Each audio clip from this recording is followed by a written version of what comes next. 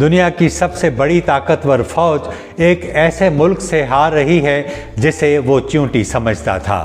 عالمی معیشت لرز گئی ہے، امریکہ کے طاقتور ہونے کی متھ دیر ہو چکی ہے، ایران کے ڈرون پہاڑوں کی سرنگوں میں بنتے ہیں، ایک کی قیمت $50,000 اور گرانے والا امریکی میزائل $30 لاکھ، 36 دنوں میں $45 ارب راکھ ہو چکے ہیں۔ امریکہ کے ہتھیار ختم ہو رہے ہیں، ایران کی فیکٹریاں چل رہی ہیں، ٹرمپ رجیم تبدیل کرنے میں ناکام رہا، فرسٹریشن عروج پر ہے، آرمی چیف برطرف، جرنیل باغی، وائٹ ہاؤس بے بس، بات دھمکیوں سے گالیوں تک پہنچ گئی ہے۔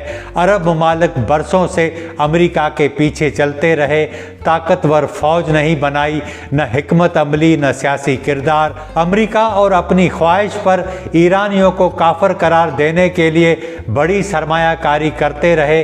اب ایرانی ڈرون ان کے محلوں کے قریب گر رہے ہیں، وہ امریکہ کو منتیں کر رہے ہیں کہ ایران کو ختم کرو، لیکن اگر امریکہ ایران کو ختم کرنے کے بجائے واپس چلا گیا تو پھر کیا ہوگا؟